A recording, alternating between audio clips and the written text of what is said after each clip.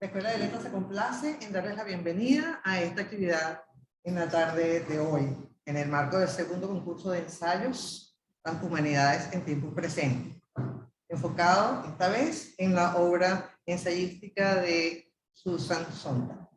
La actividad tendrá dos partes esenciales, una conferencia y luego tendremos a nuestra directora de la escuela, la profesora Lizeth Martínez, para leer el veredicto del jurado. Nos honra con su presencia el día de hoy la doctora Joana Pérez Daza, especialista en la obra de la pensadora y quien estará compartiendo sus visiones sobre la diversidad de temas que se compilan en partes de la obra de Sontag. La doctora Pérez Daza es doctora en Ciencias Sociales, magíster en Relaciones Internacionales y licenciada en Comunicación Social, investigadora docente de la Universidad Católica Andrés Bello y Universidad Central de Venezuela. Curadora independiente especializada en fotografía, profesora universitaria, directora de la revista Temas de Comunicación. Ha sido coordinadora de la maestría en Comunicación Social de la Universidad Central de Venezuela y editora del anuncio ININCO. Docente en Prada Escuela de Fotografía, colaboradora de la organización Nelson Garrido y del Archivo de Fotografía Urbana. Coautora del libro La diversidad de la mirada, reflexiones sobre la fotografía y cultura visual. Un placer mucho, profesora. Estamos muy agradecidos de contar con su presencia. Agradecemos también al Centro Cultural y al Espacio Americano por su apoyo para el desarrollo de esta actividad. La profesora María Di Muro nos estará acompañando desde Zoom. Ella estará tomando nota del chat, de las preguntas o de los planteamientos que puedan, las personas que están en línea puedan contribuir.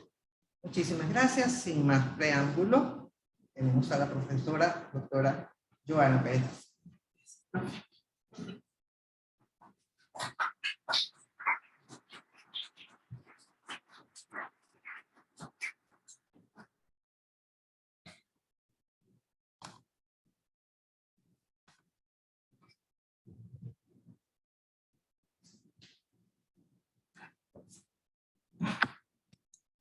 Buenas tardes. Gracias a todos los que nos acompañan aquí presencialmente en el Espacio Americano de la Universidad Católica Andrés Bello y quienes se conectan vía Zoom. Agradecida del interés que ha despertado este tema. Y bueno, desde el Centro de Investigación de la Comunicación, desde el área de Comunicación y Cultura Visual, estamos muy agradecidos y encantados de estrechar vínculos con la Escuela de Letras y esperamos que este sea la primera de varias actividades. He titulado estas reflexiones sobre la obra de Sontag, Terapia de choque. Volver a Susan Sontag en el contexto del siglo XXI, y ya vamos a ver un poco de qué va esto. La idea es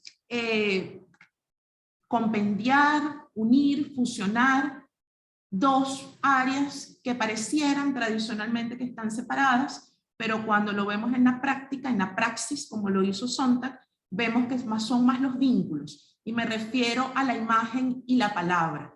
Mi línea de investigación tiene que ver con fotografía, varios de los que están aquí ya me conocen, ya lo hemos estado hablando, y quiero a partir de la fotografía trazar una ruta, un itinerario que lo vincule desde la obra de Sontag con la escritura, con las letras, y sobre todo con la pertinencia del arte y con el compromiso social que tiene un artista y que tiene un intelectual con su momento.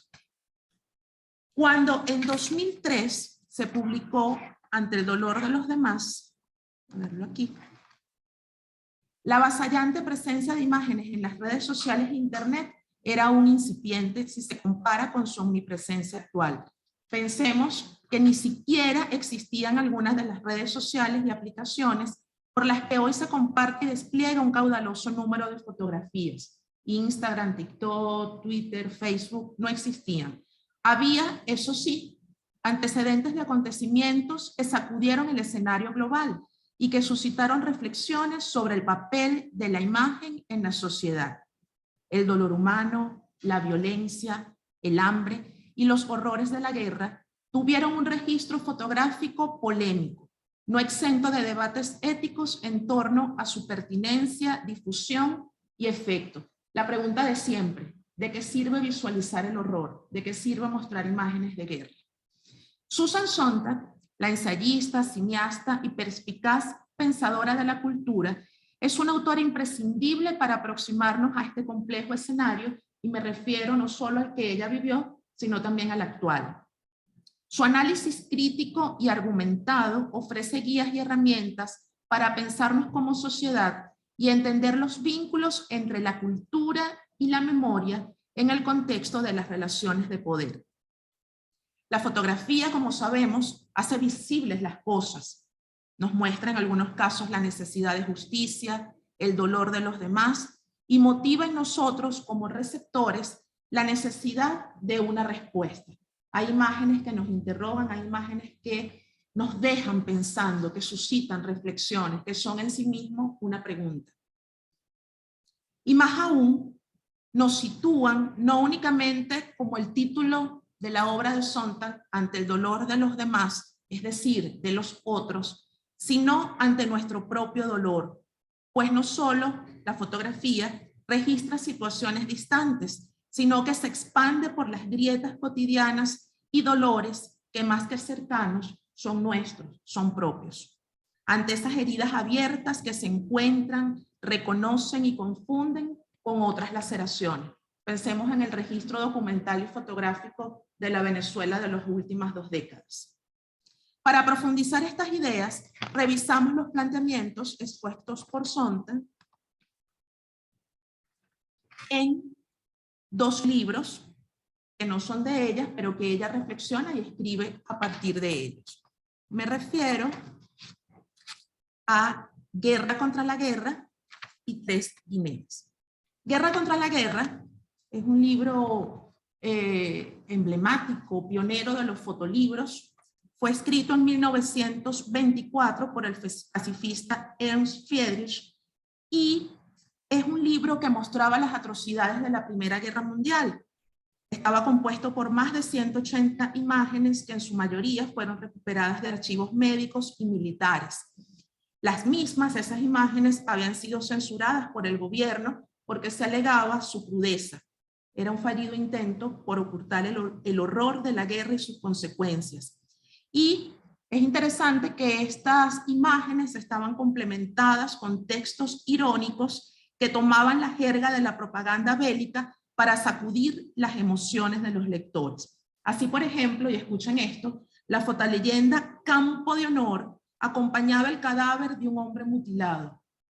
Tumba del héroe para una montaña de cuerpos destinados a una fosa común.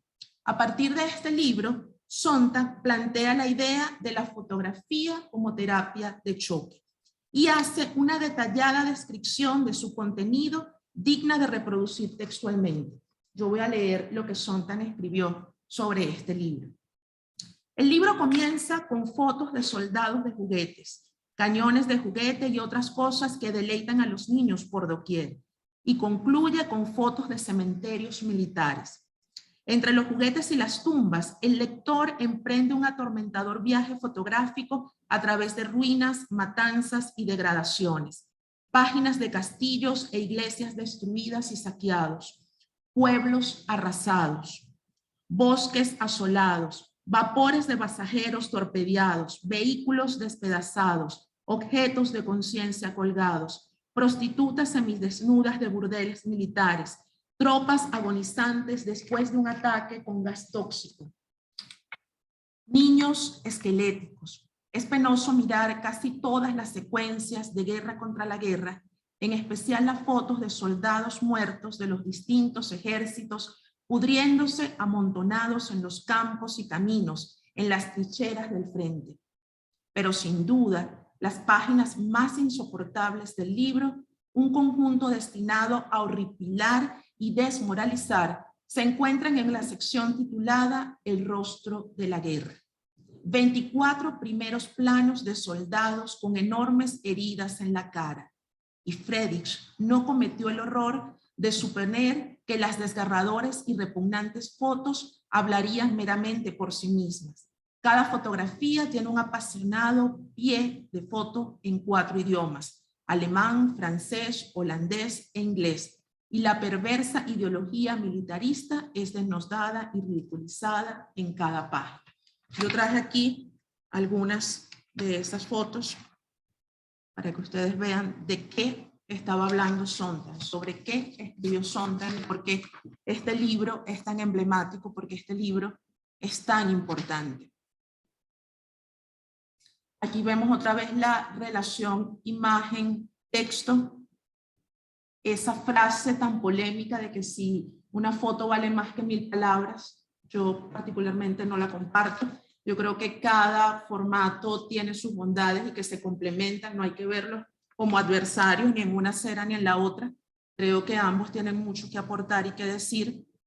Y este primer fotolibro sobre el que Sontag nos llama la atención, pues lo ilustra bastante bien. Es un antecedente premonitorio tal vez de esas fotografías que empiezan a sacudir, a confrontar, a conmocionar y a incomodar, como lo hizo Sontag. Pensemos que en estos momentos estas imágenes eran poco frecuentes, poco comunes, quizás ahorita las banalizamos, quizás ahorita no nos dicen tanto, quizás ahorita de tanto mirar ya no vemos, quizás ahorita la censura, como dice Joan Fontcuberta, no viene dada por falta de información, sino por saturación de información. Es tanto lo que hemos visto que nos volvemos insensibles, la piel se nos curte, pero este primer trabajo en su momento fue muy polémico, por eso fue censurado, fue perseguido, y como ocurre con todas las cosas, cuando son censuradas, llaman más la atención.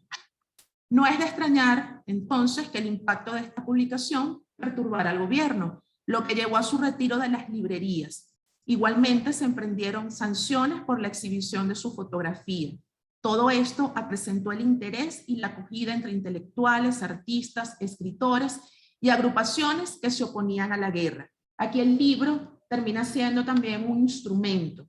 El libro se publicó en el exterior y para 1930 había sido traducido a distintos idiomas, además de los 4 que acompañaban los pies de foto.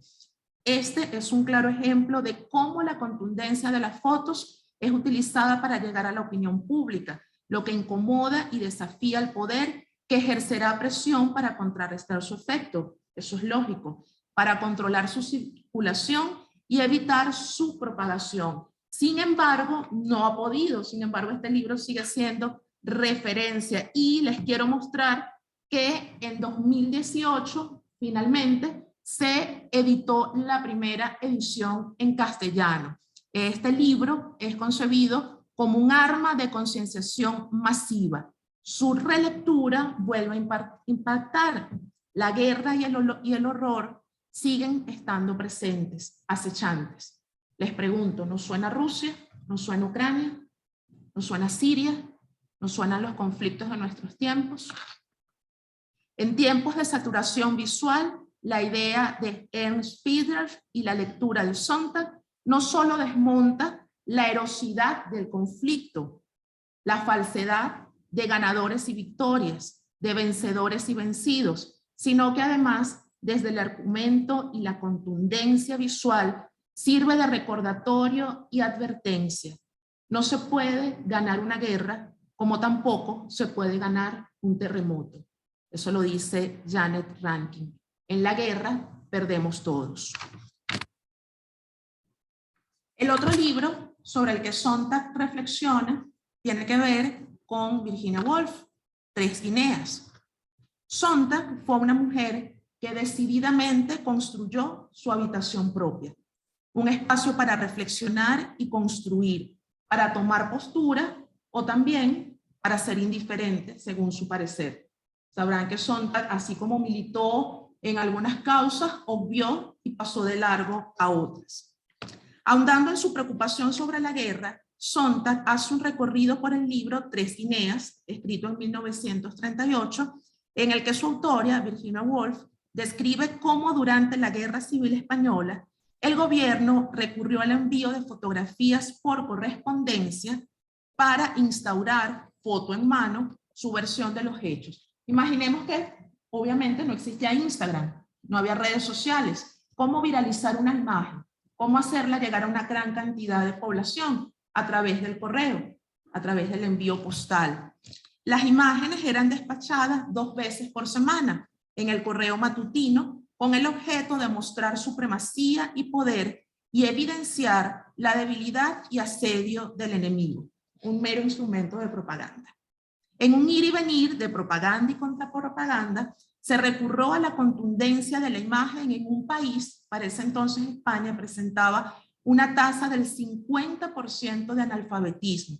Entonces ahí la importancia de la imagen. El gobierno republicano no dudó en editar carteles de fotografías a gran tamaño de cadáveres de niños masacrados por la aviación nacional. Son imágenes devastadoras que muestran nuevamente la crueldad de la guerra, pero a la vez son instrumentos para impulsar un mayor activismo. Wolf, conmocionada por los efectos de la guerra, comparte sus ideas con un abogado que, al igual que ella, está preocupado, y empiezan a intercambiar cartas en las cuales se exponen sus puntos de vista. Otra vez aquí la relación imagen-texto, desde una fotografía, desde esas imágenes postales, empezar entonces el intercambio de cartas. Ella le propone a este abogado discutir a partir de las fotos que han llegado por correo, en las que, como ya dije, se encuentran niños mutilados, cuerpos heridos, casas destruidas, zonas bombardeadas. Inician así un ejercicio reflexivo centrado en la relación imagen-texto, que posteriormente será analizado por Sontag. Y esto es lo que dice Sontag sobre este intercambio. Al igual que para muchos polemistas opuestos al conflicto, para Wolf la guerra es genérica y las imágenes que describe son de víctimas genéricas y anónimas. Las fotos distribuidas por el gobierno de Madrid, sorprendentemente, no parecen haber llevado pie de foto alguno. O tal vez Wolf supone tan solo que una fotografía ha de hablar por sí misma. Pero la causa contra la guerra no se sustenta en la información sobre el quién, el cuándo y el dónde. La arbitrariedad de la matanza incesante es prueba suficiente. Para los que están seguros de lo concreto está dado, la opresión y la injusticia del otro, y de que la guerra debe seguir, lo que importa precisamente es quién muere y en manos de quién. Así de simple. Se reduce todo a una cifra. No hay nombre, no hay historia, no hay familia, no hay contexto. Una cifra, fría y distante. Las fotografías de cuerpos mutilados, sin duda, pueden usarse del modo como lo hace Wolf, a fin de vivificar la condena a la guerra. Y acaso pueden traer al país, por una temporada, parte de su realidad a quienes no la han vivido nunca. Sin embargo, quien acepte que en un mundo dividido como el actual, la guerra puede llegar a ser inevitable e incluso justa, podría responder que las fotografías no ofrecen prueba alguna. Nunca, ninguna, para renunciar a la guerra, salvo para quienes los conceptos de valentía y sacrificio han sido despojados de sentido y credibilidad. Las imágenes entonces confrontan al espectador, le muestran una realidad que en principio se torna inasible y un tanto incomprensible. La fotografía viene a develar, a llenar los espacios vacíos. Obviamente esto lo hace de acuerdo a las parcialidades de fondo. Ninguna foto es ingenua, siempre hay intereses e intenciones. Así, cada bando toma postura, edita revistas y publicaciones en las que la fotografía goza de destacados espacios. Para entonces ya se conocía el potencial de la imagen para conmover y sacudir. Ahí es donde Sontag pone el ojo.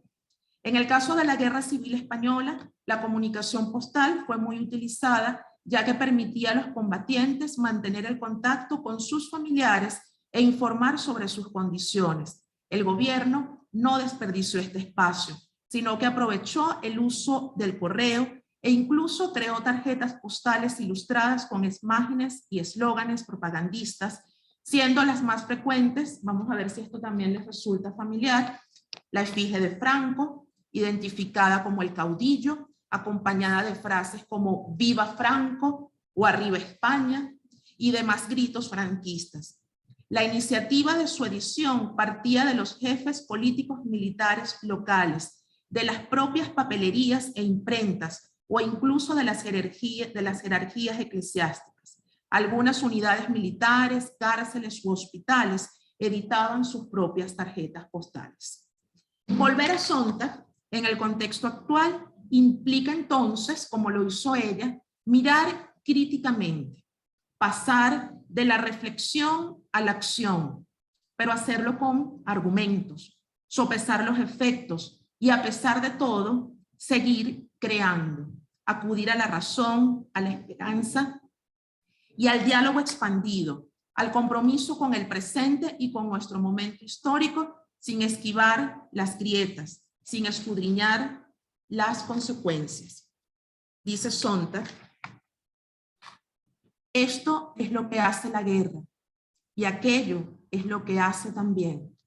La guerra rasga, desgarra, la guerra rompe, destripa, la guerra abraza, la guerra desmembrana, la guerra arruina.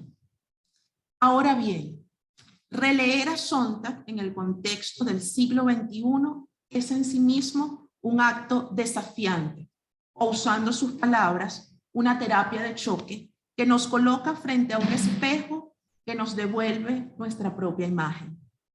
Sontag, sin duda, fue mujer que conjugó reflexión y praxis, que incomodó y sacudió. Es una referencia ineludible para el estudio de la fotografía y la escritura, entendidas, y aquí quisiera que los estudiantes de letras se fijaran con especial atención, la fotografía y la escritura entendidas como dos caras de una misma moneda que tributamos a cambio de entender, o al menos tratar de entender, nuestras circunstancias, como anhelo de encontrarnos en el mundo de las ideas, en el pensamiento diáfano que exorciza nuestra confusión interna, nuestras preguntas más íntimas o nuestras verdades irrefutables, incluso aquello que por común damos por cierto. Sontag no da nada por común. Sontag problematiza afirmaciones y conceptos que, por frecuentes y masivos, pueden ser también imprecisos y confusos. Para ella, por ejemplo, esa frase, esa palabra, esa idea de la memoria colectiva no existe.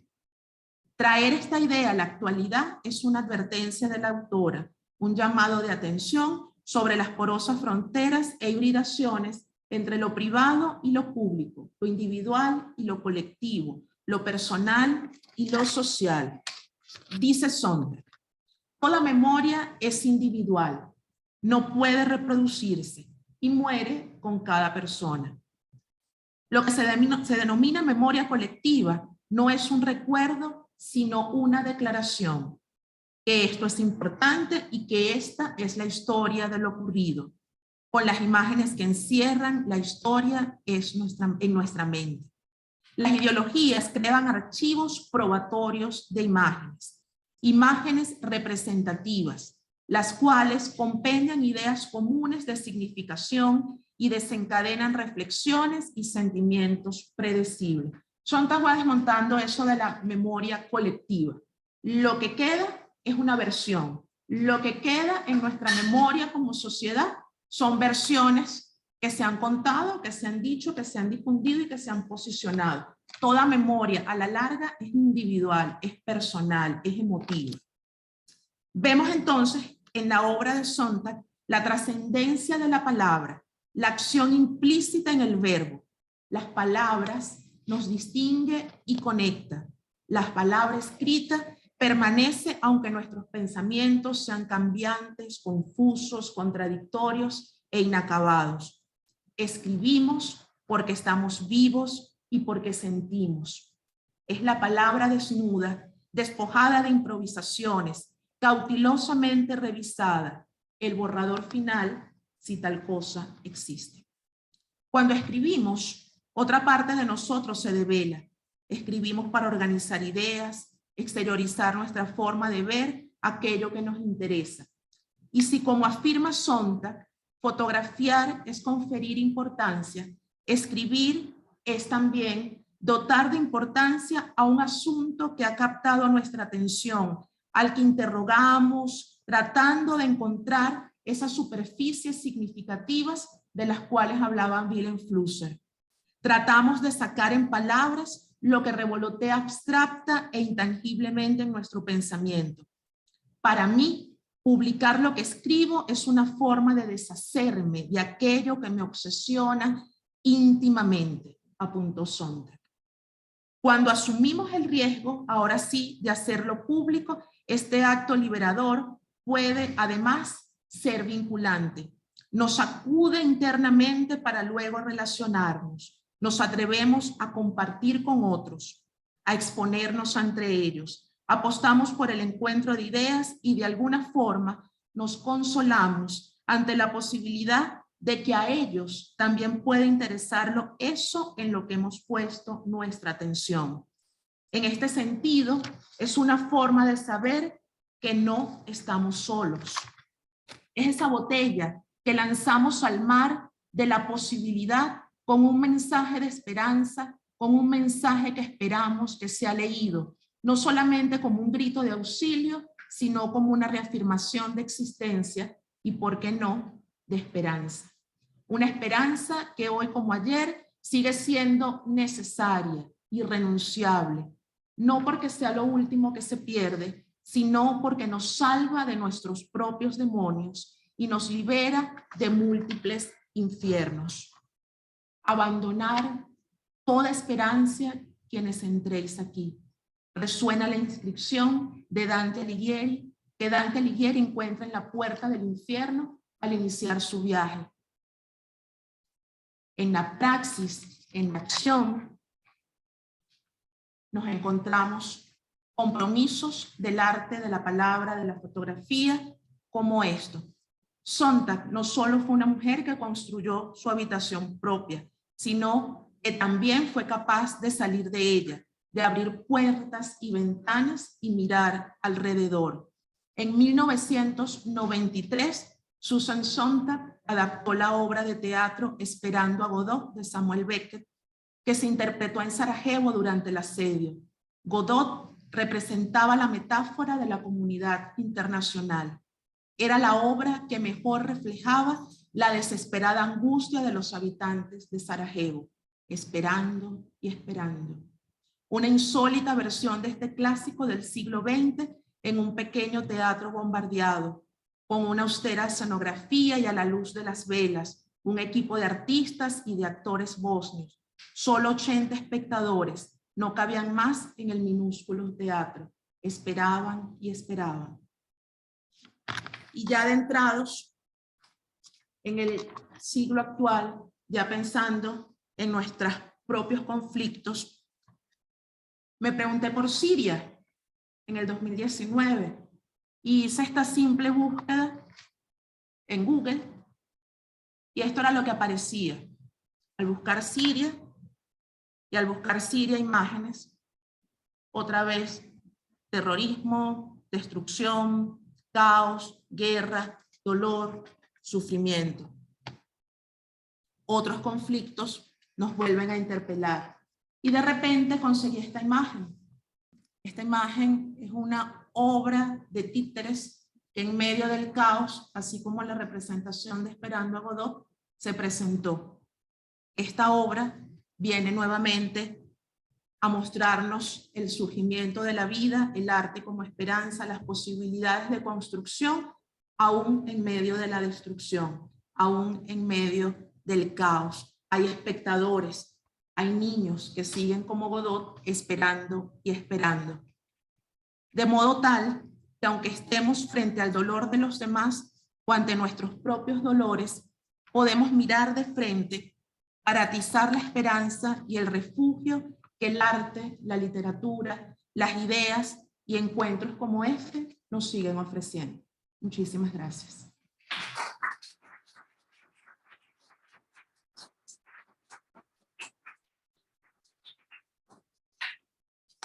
Bueno, si hay alguna pregunta, comentario, tanto de los que están aquí como por el chat, creo que María, la profesora María Di Muro va a estar atenta por el chat, y si por aquí alguien quiere conversar, preguntar, intercambiar, pues esa es la idea.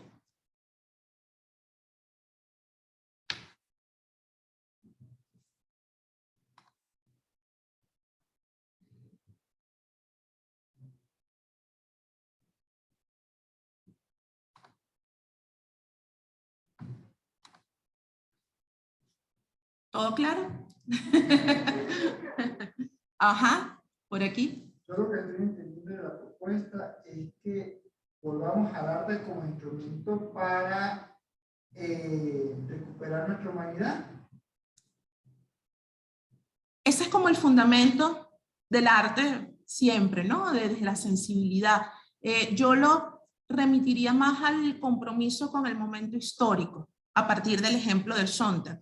Sontag fue una figura muy polémica, ¿no? Tuvo sus luces y sus sombras, tuvo muchísimas críticas también, pero rescato de esto el compromiso que tuvo al asumir como intelectual y como artista, a no voltear la mirada, a ver lo que estaba ocurriendo y desde allí pues hacer una propuesta, que es un poco lo que trato de enunciar con aquello de pasar de la reflexión a la praxis.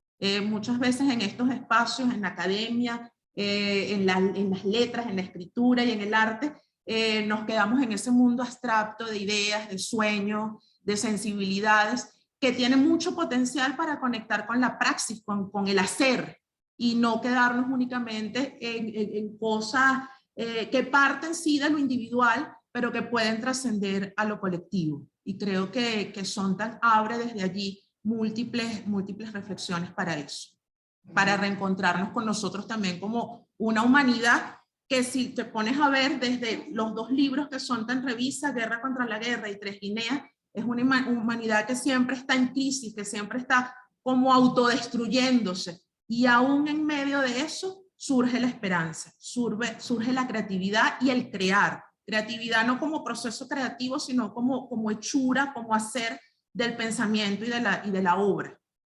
¿Sí? Ok, entonces diríamos que Sontag propone el arte como un instrumento de crítica. Sí, sin duda. Sin duda alguna. Más que ya que no es el arte para mostrar algo bello o alguna expresión por el estilo, sino para utilizar con respeto a la realidad que está ocurriendo. Para concientizar y para sacudir, para incomodar. Y de hecho esta obra que presentó en Sarajevo, en las declaraciones que hizo, fue muy punzante de que no había más artistas, no había más intelectuales, los países, la comunidad internacional miró hacia otro lado.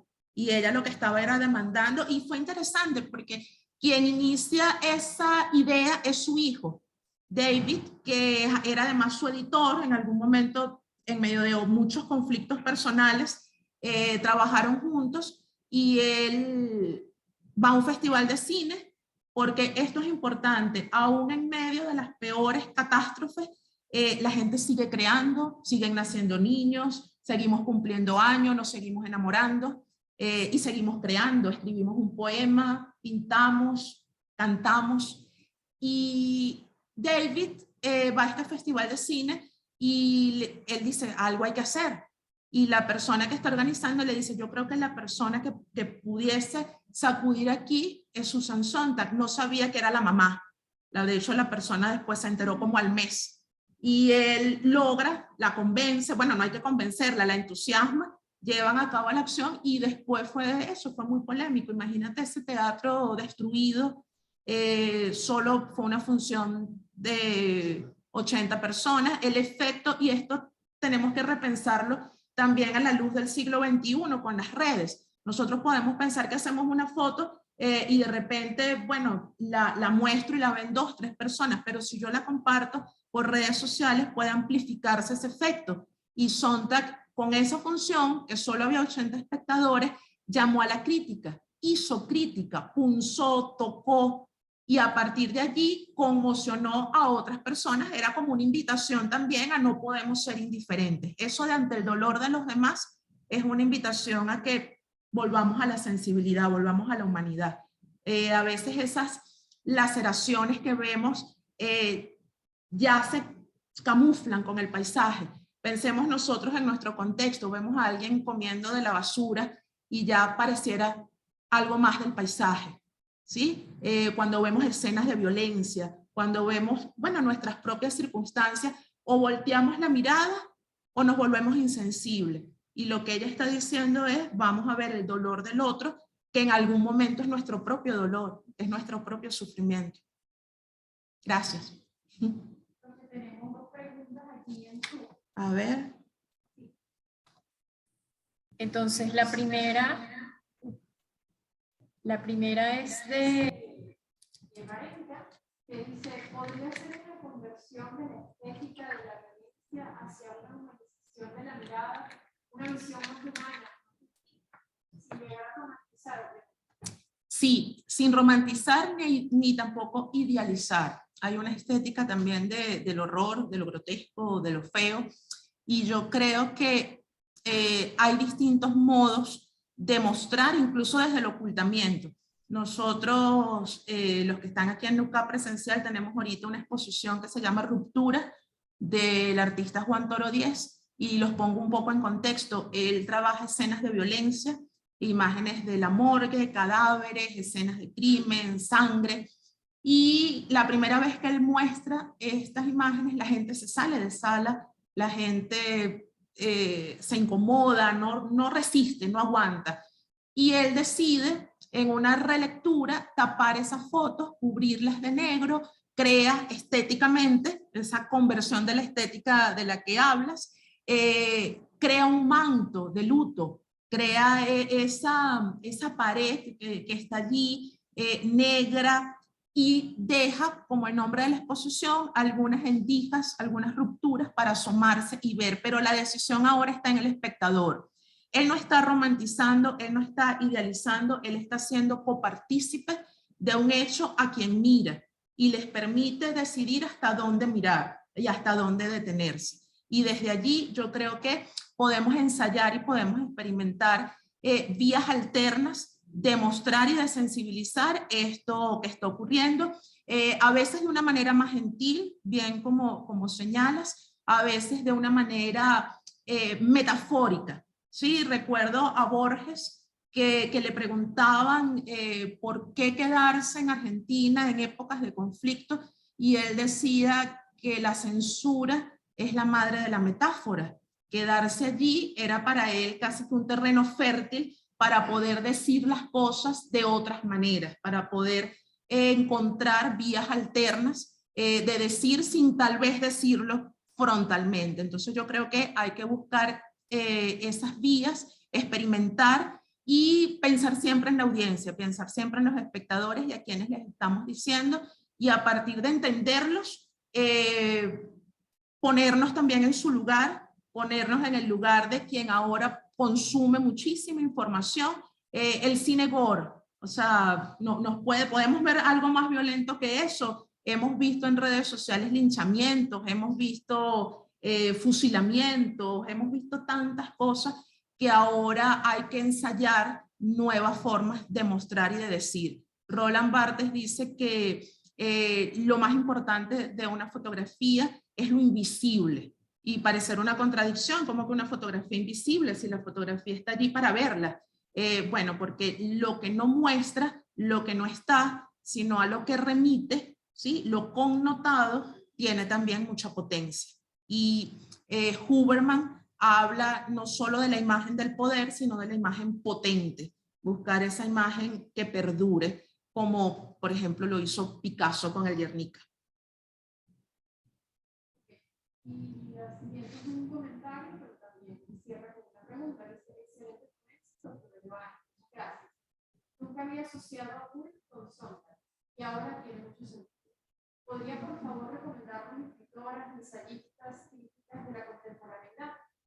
Sí, bueno, por ejemplo, aquí mismo en Venezuela, pensando desde estas posturas que desde el arte buscan estas reflexiones y lo hacen a través del ensayo, pero también de la curaduría, tenemos a Elizabeth Marín y tenemos también a Lorena González, que son curadoras y que están de alguna manera volviendo a algunos autores contemporáneos de la literatura, del arte y de la historia del arte en general, para hacer esas asociaciones. Esa asociación de Sontag y Wolf no la hice yo, la hace la propia Sontag. Sontag es la que revisa 3 guineas y desde 3 guineas y de ese intercambio por correspondencia, como digo allí, empieza a crear esa habitación propia y yo creo que va un poco más allá, porque es capaz de ventilar esa habitación propia, abrir las ventanas, dejar que entre la luz y salir eventualmente de ella como lo hizo en Bosnia. Entonces, creo que esas son unas referencias importantes. ¿Sí? Aquí hay otra pregunta más. Para Sontag, ¿en qué consiste criticar? En tomar postura, en fijar posición y en revisar aquello que damos por sentado. Yo creo que el ejemplo que traje de la memoria colectiva, cuando ella desmonta ese concepto y dice, mira, eso no existe. O sea, tenemos memoria individual. Memoria colectiva son versiones que nos han contado, que están publicadas, que están en los libros, que se han difundido y que han quedado. Son versiones de la historia. Que si es de ganadores o de vencidos, ella tampoco usa esas nomenclaturas. Ella lo que hace es tomar postura y no ser indiferente. ¿Cómo es tomar postura? Tomar postura es hacerlo desde la crítica, desde buscar la médula de los asuntos y desde no conformarse con esas versiones que nos han contado. En el cáncer y sus metáforas, por ejemplo, que es otra de sus obras, el SIDA y sus metáforas, el cáncer y sus metáforas, ella empieza a desmontar todo ese lenguaje bélico que usamos para referirnos a la enfermedad. Cuando alguien dice, venció el cáncer, perdió la batalla contra... Ella desmonta todo eso, o sea, ¿por qué debemos? Y tiene que ver con la pregunta que hacían de romantizar, ¿por qué tenemos que vincular el lenguaje bélico con una lucha biológica, personal, interna, emocional del ser humano? Entonces ella lo que dice, o sea, aquí no hay ganadores ni vencidos, o sea, es una enfermedad, es el deterioro del cuerpo, es la búsqueda, o sea, y el que se curó no es que ganó. Entonces ella empieza a desmontar y yo creo que allí va la crítica, en no digerir pasivamente esas versiones que nos dicen. Yo creo que fue una anticipada con esto de la posverdad y de esas...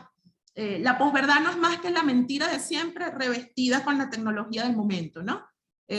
Ahora lo hacen los algoritmos, pero bueno, antes las fotos se manipulaban con las manos, recortando, ahorita lo haces en Photoshop, lo haces con los software, pero yo creo que la postura crítica de Sontag implicaba en mirar más allá y en no conformarse. Por eso yo decía que somos inconformes por naturaleza.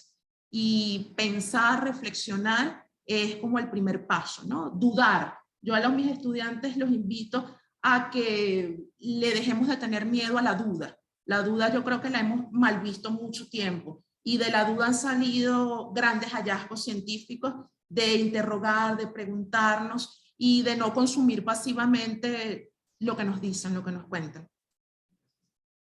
¿Sí? Yo tengo 2 preguntas. La primera gira en torno a Susan Sontag inscrita dentro de lo que vendría a ser la modernidad, porque en la modernidad vemos que el arte deja de hablar de dioses y elementos idealizados, lo que estamos hablando antes, y comienza a mostrar elementos crudos, elementos que habían permanecido un poco obviados antes. Por ejemplo, el realismo sucio en literatura se caracteriza por un poco lo que vimos en la foto, por mostrar la crudeza y por mostrar elementos que resultan feos, incómodos, impactantes. Baudelaire, por ejemplo, antes en poesía ya comenzaba a hablar también de lo que pasaba en las calles, lo oscuro, que tiene que ver con un cambio en el concepto de belleza, en donde la belleza es algo que ahora causa impacto, no necesariamente algo, como entendíamos antes, de algo idealizado. Entonces quería ver un poco, bueno, también el expresionismo alemán hace un poco algo así, pero en pintura, Goya ya lo hacía desde antes, con Saturno devorando a sus hijos. Entonces, la primera pregunta gira en torno a ¿cómo entendía usted esta relación de Susan Sontag como exponente de estos ideales un poco o de estas concepciones de la modernidad? Porque la modernidad revela un poco eso, la decadencia, la crítica. Y la segunda va un poco acerca de si Susan Sontag se inscribía dentro de alguna escuela de pensamiento, corriente artística o algo del estilo, ¿no? Porque sabemos que muchos de estos artistas del siglo XX formaban sus propias escuelas, que sí, por ejemplo, el expresionismo, el cubismo, etcétera, etcétera. Entonces, esas son un poco mis dos preguntas. Gracias, gracias a ti. Como intelectual, ella fue vista muy asociada a la izquierda, a las izquierdas. Cuando en principios de los 90, cuando el conflicto en Bosnia, ella empieza a desmontar incluso la propia idea de hablar de izquierdas y de derechas. Sontag, desde, vinculándolo a tu comentario de la crítica, resultó tan incómoda y tan polémica incluso como persona, más allá de como intelectual, como individuo, como mujer, como ser humano, que tenía muchas veces unas posturas muy arrogantes, muy soberbias. Hace poco su hijo David decía que la mayor preocupación de ella era pasar desapercibida, o sea, que su mayor anhelo era trascender, y por eso hacerlo a través de la obra escrita, de la ensayística. Una frustración de Sontag fue la narrativa. Sontag escribió 2 novelas que no tuvieron buena crítica, buena aceptación. Yo particularmente me costó muchísimo leer Estuche de muerte, no me atrapaba, y para ella eso siempre fue como una gran frustración, querer ser de la narrativa y trascender como ensayista, ¿no? Pero más allá de eso, ella misma iba desmontando las etiquetas, iba desmontando el ser inscrita en una corriente artística de pensamiento en particular. Y por eso, vinculándolo con tu primera pregunta, yo creo que ella abre el camino y se va vinculando mucho a la corriente de pensamiento crítico, a esa también venimos, y todos esos intelectuales, pensemos en el contexto de Nueva York, los encuentros, las exposiciones. Ella decía que, por ejemplo, un día en Bosnia, cuando estuvo, equivalía a meses en Nueva York por la cantidad de cosas que veía allí, y no solo porque en un sitio tuviera unas oportunidades y en otros no, sino por el hervidero de reflexiones, de conmociones. Entonces, inscribirla en una u otra corriente de pensamiento fue algo que ella de plano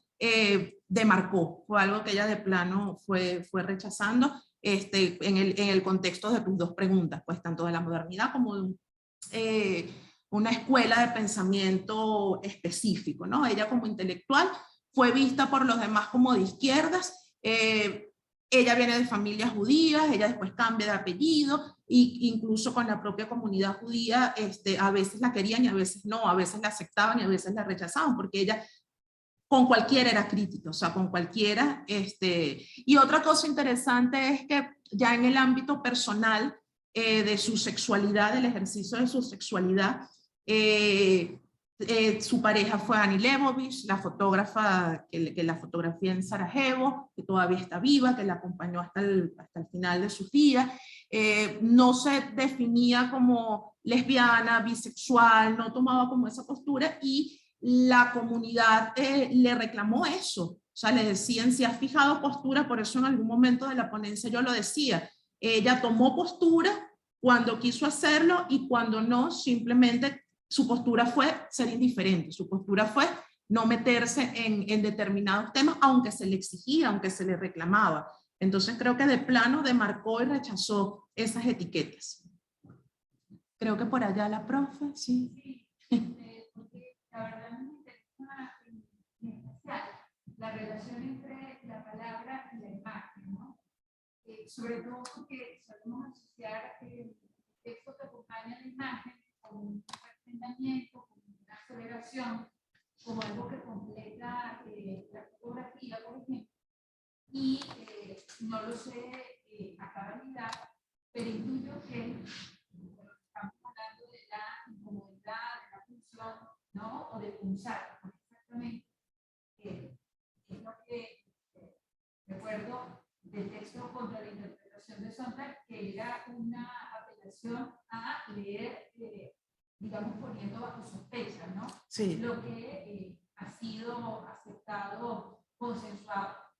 Entonces, quizá, a ver si tiene algún dato más, o nos puede hacer algún señalamiento más sobre esta relación de imagen y fotografía, ¿no? Digamos, digamos, de qué manera conviven, que no necesariamente implica una armonía, ¿no? O que no necesariamente implica eso, una, digamos, porque cuando un texto incorpora imágenes, por lo general se piensa como un apéndice, ¿sí? Como algo más que está completando el sentido de ese texto.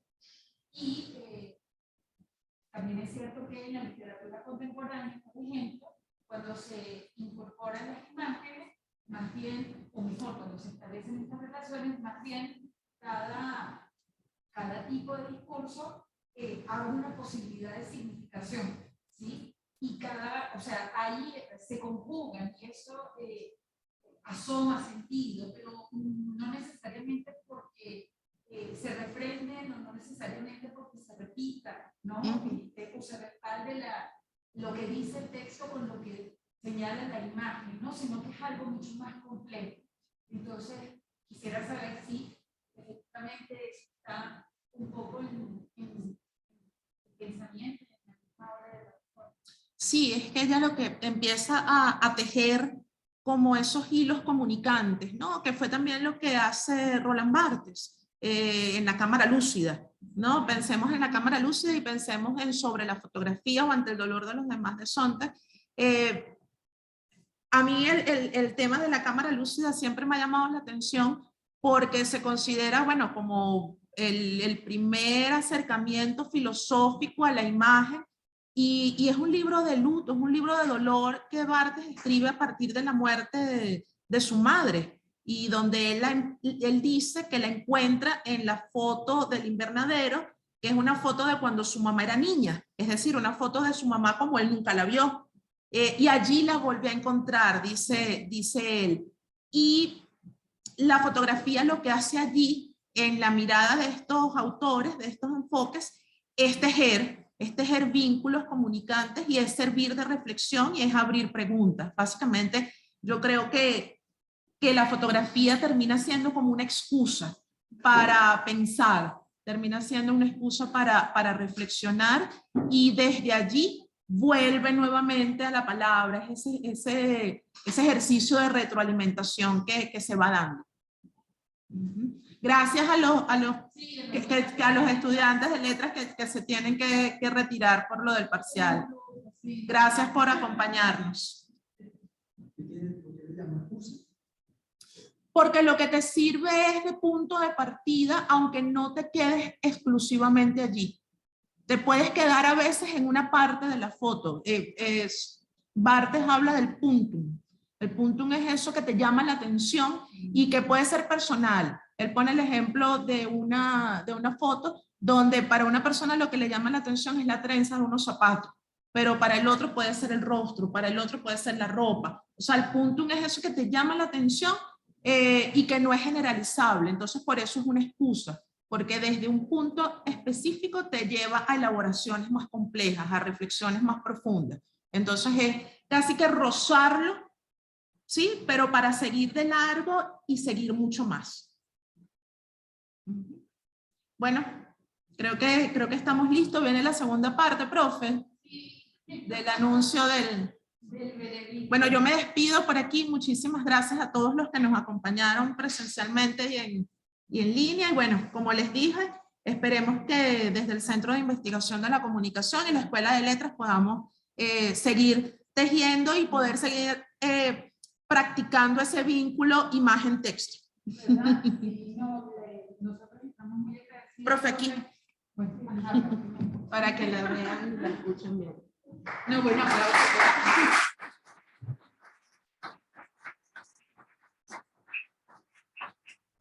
bueno, la verdad estamos muy agradecidos con la profesora Joana porque desde el inicio además ella estuvo muy dispuesta a compartir este espacio con nosotros, pero además a participar en esta segunda convocatoria del concurso de ensayos. Y bueno, digamos la misma escogencia un poco del autor que sirviera de fondo su obra de contexto, digamos, para plantear algunos temas para la escritura del ensayo, surgió un poco no solo de digamos, de profesores de la escuela, sino que logró formalizarse en una conversación, recuerdo que tuvimos, y entonces conversamos ampliamente sobre la autora y un poco su obra. Entonces, bueno, después de hacer la convocatoria, hubo 2 meses para la recepción de los trabajos.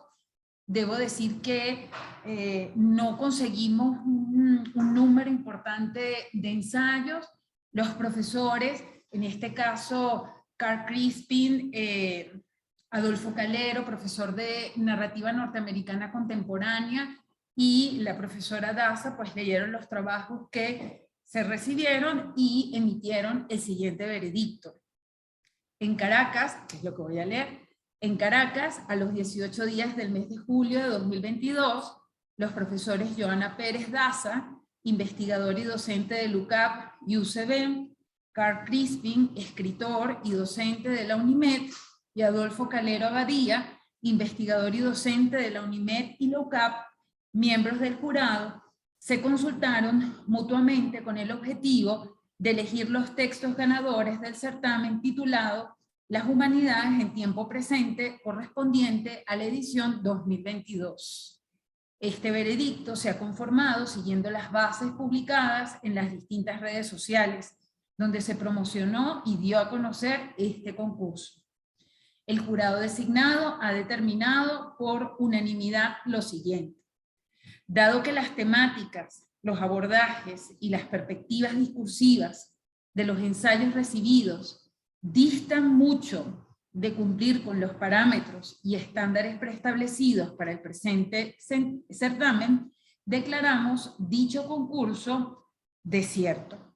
Y suscriben esta acta, bueno, los 3 profesores, ¿sí? Y bueno, teníamos que leer igual el veredicto porque ese era nuestro compromiso.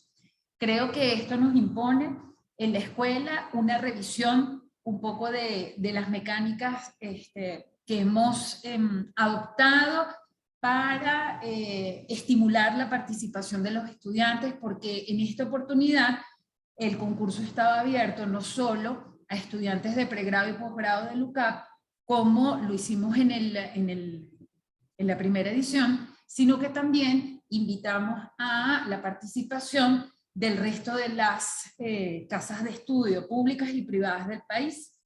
Y sin embargo, pues no conseguimos una respuesta, digamos, mayoritaria, y bueno, como lo escucharon, los trabajos que se recibieron no se ajustaron a lo que se establecía en las bases. Entonces, digo, en primer término nos pone a nosotras el equipo de la escuela, porque queremos continuar con esta actividad.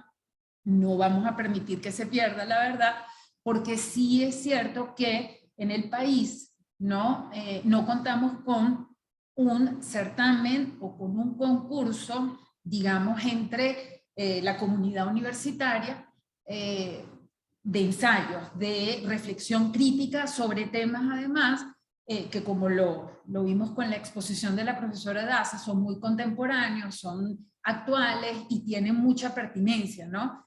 En nuestras vidas, digamos, bueno, en lo cotidiano incluso. Entonces, los temas pensamos pues que iban a ser quizá, no sé, buenos, llamativos para la reflexión. No fue así.